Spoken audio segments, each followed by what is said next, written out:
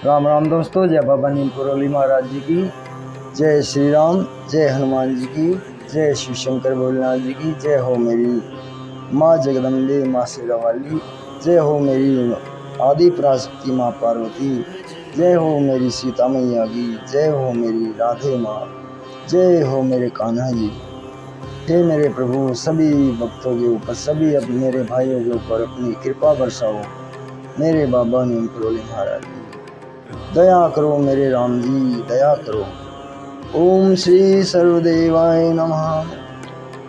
दोस्तों, मेरी प्रार्थना है सभी देवी देवताओं से कि मेरा जो भी भाई इस वीडियो को देखे उसके ऊपर अपार कृपा बरसे, उसके सारे संकट दूर हो।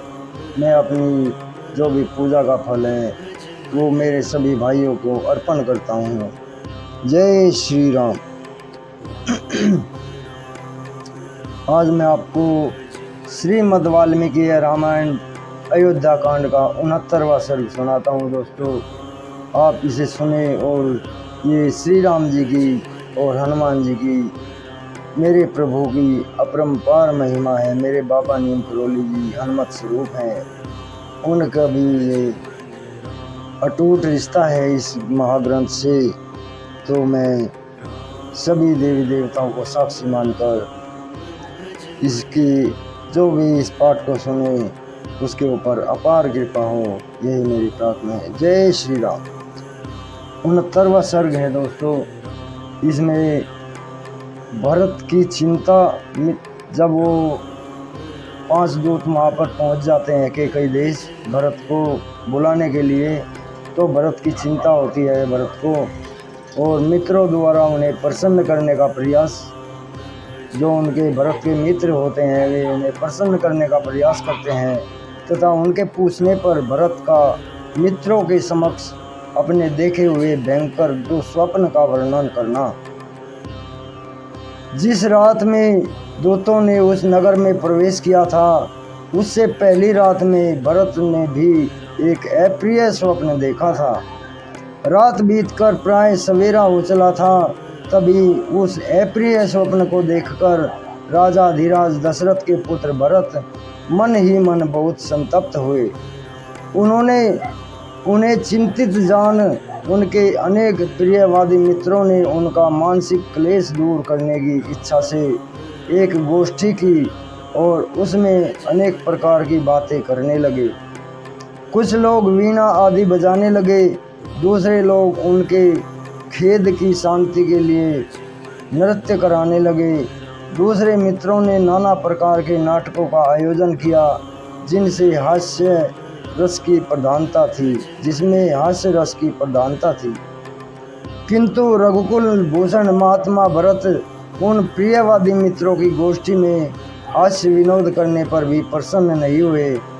तब सुहृदों से घिरकर बैठे हुए एक प्रिय मित्र ने मित्रों के बीच विराजमान भरत से पूछा, सखे, तुम आज प्रसन्न क्यों नहीं होते हो?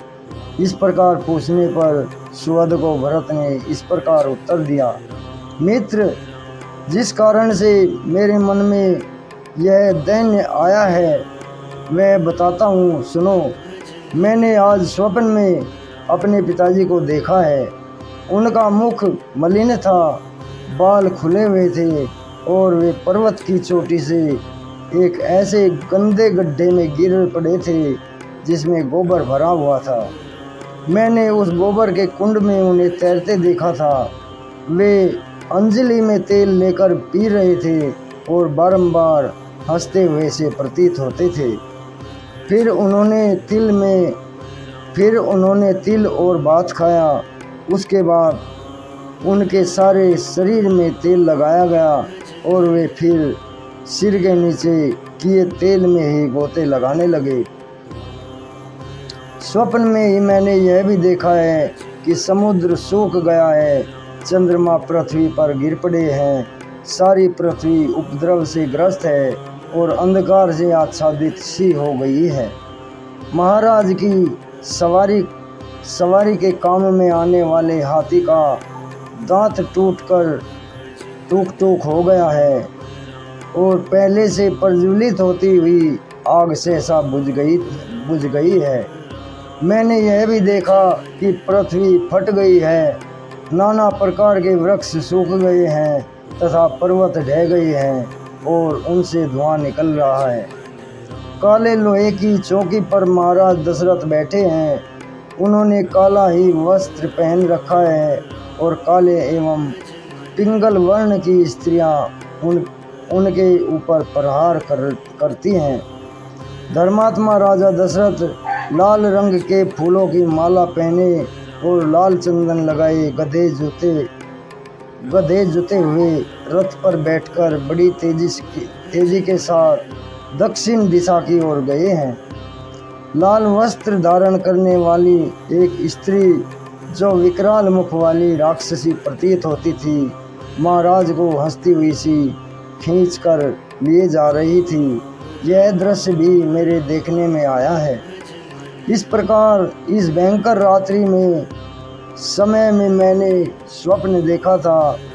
इसका फल यह होगा कि मैंने श्री राम, राजा दशरथ का अथवा लक्ष्मण, इनमें से किसी एक की अवश्य मृत्यु हुई होगी।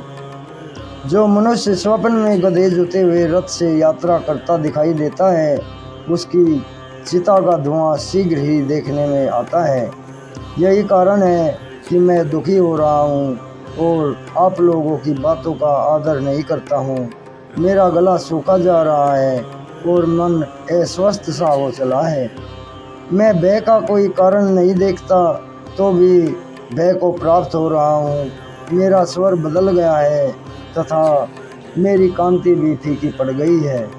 मैं अपने आप से घृणा सी करने लगा हूँ, परंतु इसका कारण क्या है यह मेरी समझ में नहीं आता। जिनके विषय में मैंने पहले कभी सोचा तक नहीं, ऐसे अनेक प्रकार के दुस्वप्नों को देखकर महाराज का दर्शन इन रूपों में क्यों हुआ, जिसकी मेरे मन में कोई कल्पना नहीं थी। यह सोचकर मेरे हृदय में महान भय दूर नहीं हो रहा है। इस प्रकार श्री वाल्मीकि निर्मित आर्ष रामायण आदि काव्य के अयोध्या कांड में 69वां सर्ग पूरा हुआ। जय श्री राम, जय हनुमान जी की जय, बाबा नीम करोली महाराज जी की राम। प्रभु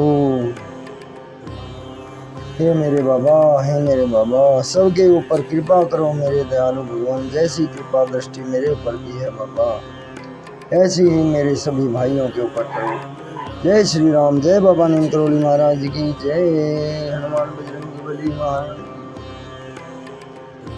तो दोस्तों, आज का ये 69वां सर्ग पूरा हुआ है। कल मैं आपको 70वां सर्ग सुनाऊंगा। दूतों का भरत को उनके नाना और मामा के लिए उपहार की वस्तुएं अर्पित करना और वशिष्ठ जी का संदेश सुनाना, भरत का पिता आदि की कुशल पूछना और नाना से आज्ञा तथा उपहार की वस्तुएं पाकर शत्रुघ्न के साथ अयोध्या की ओर प्रस्थान करना। तो अभी आज्ञा लेता हूँ दोस्तों। आपके ऊपर सदैव कृपा रहे बाबा नीम करोली महाराज की, यही मेरी प्रार्थना है। अभी राम राम, जय बाबा नीम करोली महाराज जी की जय, हनुमान जी।